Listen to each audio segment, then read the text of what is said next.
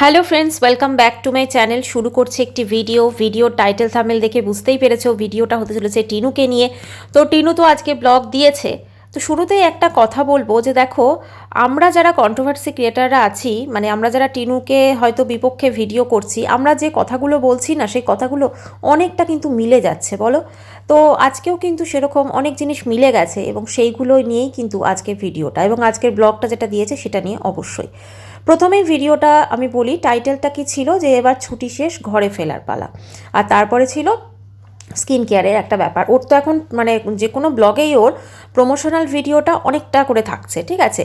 মোটামুটি প্রায় 5-6 মিনিট বোধহয় প্রমোশনাল ভিডিওতেই লাগিয়ে দিচ্ছে, তারপরে ওর ব্লগটা থাকছে। কারণ ওর ব্লগে কিন্তু দেখাবার মতো সেরকম কিছু নেই। মানে ব্লগের অর্ধেকটা যদি প্রমোশনাল ভিডিও না দেয় তাহলে কিন্তু একটা গোটা ব্লগ, মানে ওর তো ব্লগ ধরো 10-12-15 এরকমই হচ্ছে। তো এই 10-12-15 মিনিটের একটা ব্লগকে কিন্তু ও ঠিকঠাকভাবে করতে পারছে না। তো এই জন্য অর্ধেক পার্ট যেটা থাকছে সেটা কিন্তু অবশ্যভাবেই যেটা থাকছে সেটা হচ্ছে তোমার প্রমোশনাল ভিডিও। আচ্ছা, তো সেখানে টাইটেল কি দিয়েছে যে ছুটি শেষ, এবার ঘরে ফেরার পালা। তো তারপরে প্রথমে যখন ব্লগটা শুরু হচ্ছে প্রথমেই বলছে যে আমি আর মা আজকে একটু বেরু করতে যাব। আচ্ছা হলো, তারপরে মা গেছে খাবার আনতে। কি খাবার আছে তোমাদের দেখাচ্ছি, কি মেনু আছে আজকে, মানে বৌদি রান্না করে গেছে। তো সেখানে কি মেনু আছে তো সেটাও দেখাবে। তো দেখালো যে রুটি, মানে অ্যাকচুয়ালি ওটাকে চাপাটি বলে, চাপাটি আর চানা মশলা। তো সেই চাপাটি আর চানা মশলা সেটা রয়েছে। তো সেটা খেয়ে দিয়ে তারপরে দেখলাম যে ও রেডি হয়েছে, রেডি হয়ে বেরোচ্ছে। এবং বেরোবার সময় বৌদিদের নিচে যে মানে বৌদির যে বৌদি, তার সে বাচ্চাটাকে নিয়ে দাঁড়িয়েছিল। তো তাকে খুব টাটা করলো, এ করলো। আর সেই বৌদি দেখলাম খুব একটা বেশি ইন্টারাকশন কিন্তু ওদের সাথে করছে না। আচ্ছা, তারপরে দেখলাম ও বললো চলো এবার বাড়ি ফিরছি, মানে মেট্রোতে করে এসে তারপরে সোজা চলে এলো ফ্ল্যাটে। তো এবারে কথা হচ্ছে এই যে ধরো আমি যেটা আগেও বলেছি, এ না মানে এদের যে ক্লিপিংসগুলো না মানে অনেক দিন মানে এদিক ওদিক করে আছে। এখন কিন্তু টিনু ওয়েস্ট বেঙ্গলেই আছে এবং এই যে ক্লিপিংসগুলো, এই যে আজকে যে ভুলটা করেছে, ধরো এটা যদি খুব কারেন্ট ব্লগ হতো, যদি ফ্রেশ ব্লগ হতো, এটা যদি বাসি ব্লগ না হতো, তাহলে কিন্তু এই যে ভুলটাও করেছে, যেখানে ভিডিও শুরুতেই বলছে যে আমি আর মা বেরু করতে যাব, তারপরে দেখলাম অন্য একদিনের একটা ক্লিপিংস জুড়েছে যেখানে ওরা যেদিন ওই দাদা বৌদির বাড়ি থেকে তোমার ফ্ল্যাটে ফিরেছিল, ঠিক আছে। এই যে ক্লিপিংসটা হয়তো আগের ছিল, আমি আর মা ঘুরু করতে যাব, এটা হয়তো অনেক আগেকার ক্লিপিংস, কিন্তু এই যে রিসেন্টলি ক্লিপিংসটা হয়তো হয়েছে সেটার সঙ্গে অ্যাড করে দিয়েছে। ফলে ওর কিন্তু খেয়ালও নেই যে আমি কোনটার সাথে কোনটা অ্যাড করছি, কারণ ওর কাছে কিন্তু কতগুলো ক্লিপিংস রয়ে গেছে। ও সেগুলোকে সমস্ত জোড়া লাগিয়ে, জোড়া তাপ্তে দিয়ে, কিছুটা প্রমোশনাল ভিডিও দিয়ে তারপরে কিন্তু আমাদের সামনে সেগুলো পেশ করছে, এটাই হচ্ছে ব্যাপার।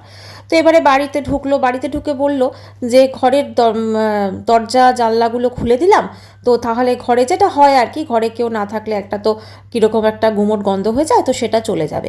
তার এই যে কথাটা বললো, এটা কি বলার খুব প্রয়োজন ছিল? কারণ এবারে তো প্রথমও ফ্ল্যাটে এলো না, তাই না? এর আগের বারও ফ্ল্যাটে এসেছে, তখন তো নিশ্চয়ই জানলা দরজা সব খুলেছে। তারপরে বললো জানলা খুলিনি, দরজা খুলেছি। তো যাই হোক, এটা বলে প্রমাণ করতে চাইলো যে ওই ফ্ল্যাটেও আর কেউ ছিল না।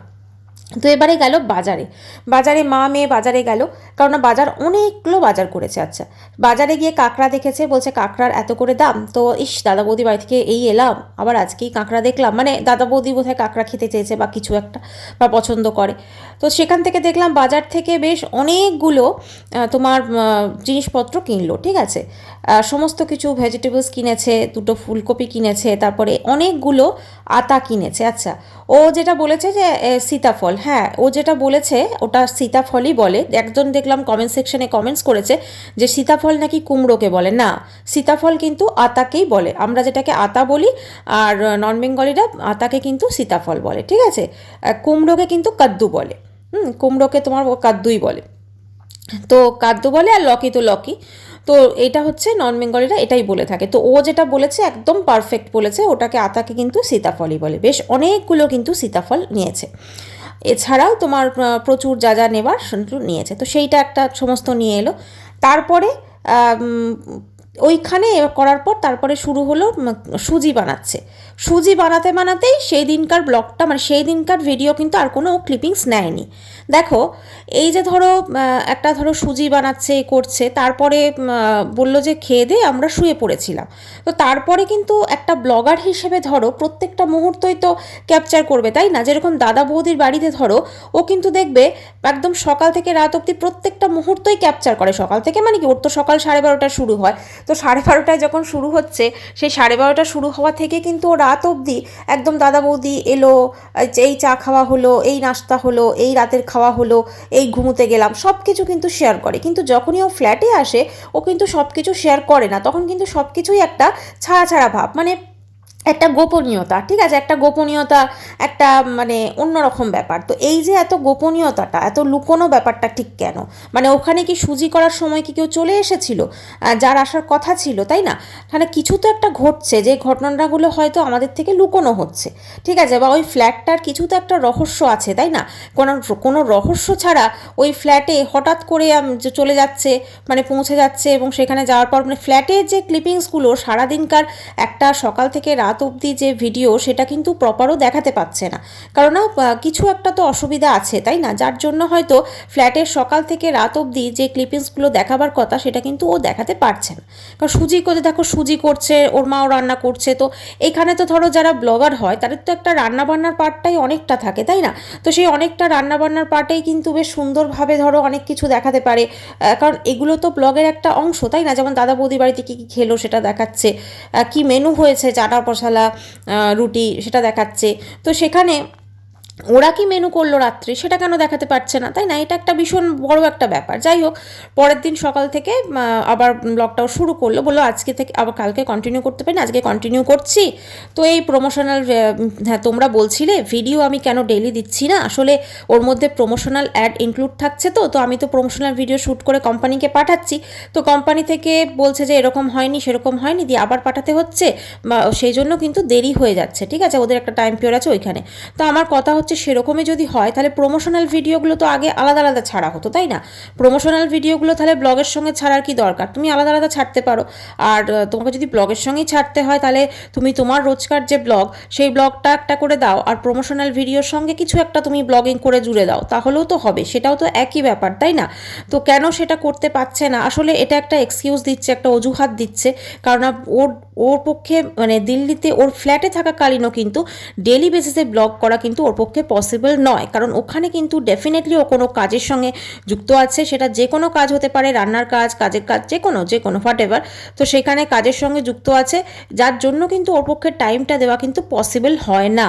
সেই জন্য কিন্তু ওখানে গেলে ও কিন্তু পুরোপুরি দেখবে তোমরা ব্লগিং করতে পারে না।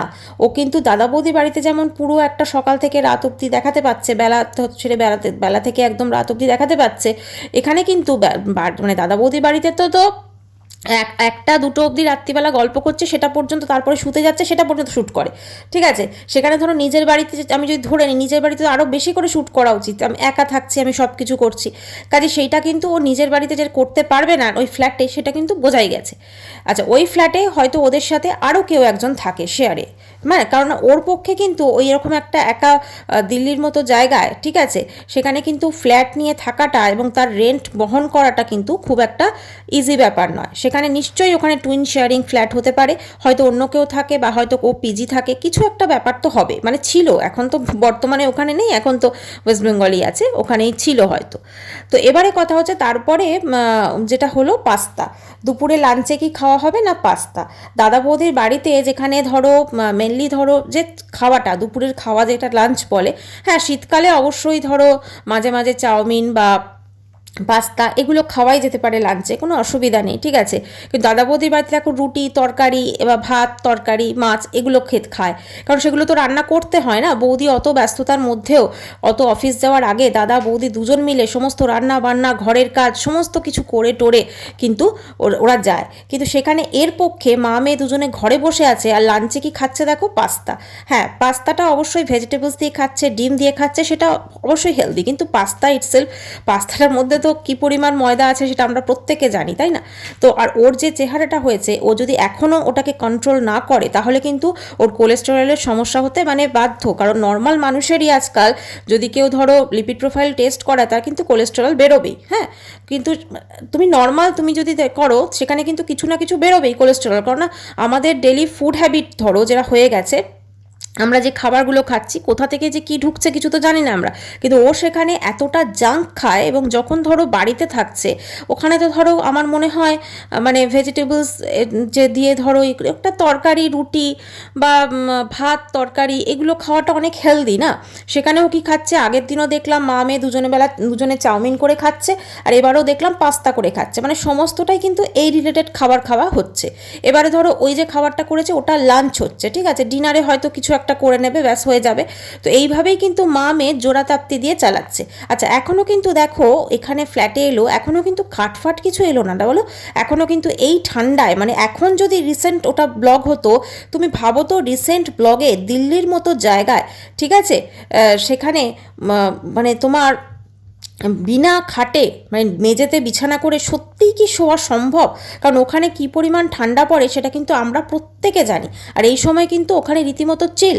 তাহলে এইরকম একটা ওয়েদারে, এইরকম একটা ক্লাইমেটে মা মেয়ে দুজন মিলে ঠান্ডাতে মেঝেতে বিছানা করে শুয়ে আছে, সত্যি কি সেটা ভাবা যায়?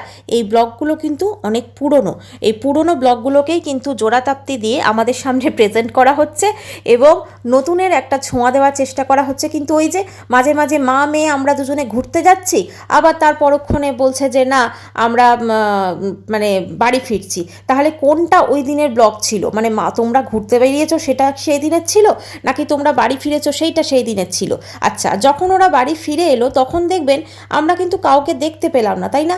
মানে দাদা বৌদি ঠিক আছে অফিসে, কিন্তু মিষ্টি ওদের মেয়েটা তো থাকার কথা, মানে ওকে বাই করার জন্য, সেরকম কোনো কিছুই আমরা দেখতে পেলাম না। প্লাস ধরো সেদিন সকালবেলা দাদা বৌদি যখন অফিস গেল তাদেরকে বাই করা বা তাদেরকে মানে হয় না কেউ আমাদের বাড়িতে অতিথি এলো যখন সে চলে যাবে আমরা তো তাকে বাই করি, বা হয়তো বেরোলে, হ্যাঁ দাদা বৌদি তো অফিসে গেছে ঠিক আছে হয়তো ওদেরকে বাই করতে পারবে না, কিন্তু মিষ্টি সে কী করছিল তাকে তো আমরা সেভাবে দেখলাম না, ঠিক আছে, সেইভাবে আমরা কিন্তু তাদের সঙ্গে আর কিছু দেখলাম না।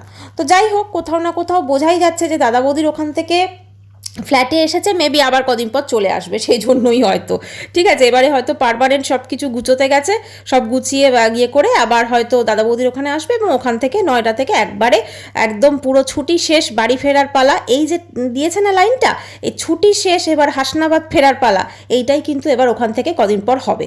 মানে ফ্ল্যাটে গেছে জাস্ট ওই জিনিসপত্র সমস্ত কিছু একটুখানি ঠিকঠাক করে, ওগুলো যে কটা জিনিস আছে সেগুলো ঠিকঠাক করে বোধহয় ওখান থেকে বেরোবে, এটাই মনে হচ্ছে।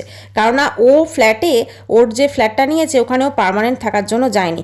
আমরা দেখেছি কোনো রকমভাবে সেখানে পার্মানেন্ট থাকার ব্যবস্থা করেছে, না তো পর্দা লাগিয়েছে, না তো খাট কিনেছে, না তো আমরা অন্য কোনো রকম কোনো কিছু দেখছি, ফ্রিজ নেই, কোনো কিছু নেই, যদিও ঠান্ডাতে ফ্রিজ দরকার পড়ে না, তবুও কোনো কিছু সেরকমভাবে আমরা কিন্তু দেখতে পাচ্ছি না। হ্যাঁ, একটা আরও লাগানো আছে, এখন আরোটা কি ঘরের যে ওনার সে লাগিয়ে দিয়েছে?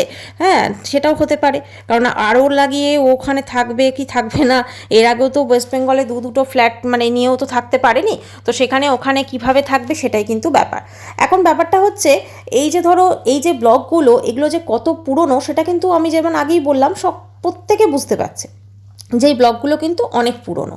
আচ্ছা, এবারে দেখো যত দিন যাচ্ছে অমাবস্যা মানে অমাবস্যা দেবী দেখছি ঘুরতে বেড়াতে গেলে বেশ হাহাহি করেন, সুন্দর থাকেন, কিন্তু যখনই বাড়ি ফেরার কথা হয় ওনার কিন্তু একটুখানি টেনশন হয়, এবং টিনুর মুখেও তোমরা যদি দেখো একটা টেনশনের ছাপ কিন্তু স্পষ্ট, ঠিক আছে, মানে কোনো একটা টেনশন, কোনো একটা ঝড় যেন আসতে চলেছে, কোনো একটা কিছু যেন ঘটতে চলেছে, সেই একটা টেনশন কিন্তু অবশ্যই ওর আসছে। এবং আজকেও আর একটা কথা বলেছে, সেখানে হচ্ছে তোমরা অনেকেই বলেছো যে ব্লগ করলে তোমারও কিন্তু আর্নিং হবে, তোমারও কিন্তু মানে একটু টাকা পয়সা আসবে বেশি। হ্যাঁ, খুব স্বাভাবিক এই কথাটা যেটা বলেছে, এবং ও যখন এই কথাটা বলছে তখন অবশ্যই বোঝা যাচ্ছে যে ওর কিন্তু এই মুহূর্তে টাকা পয়সাটা ভীষণভাবে প্রয়োজন, ঠিক আছে, আর্নিং প্রয়োজন, মানে এখনও কিন্তু বুঝতে পারছে যে টাকা পয়সার ভ্যালু অ্যাকচুয়ালি কতটা, কারণ এই টাকা পয়সার জন্যই কিন্তু ওর বাপের বাড়িতে ওর যা মূল্য সেটা আছে।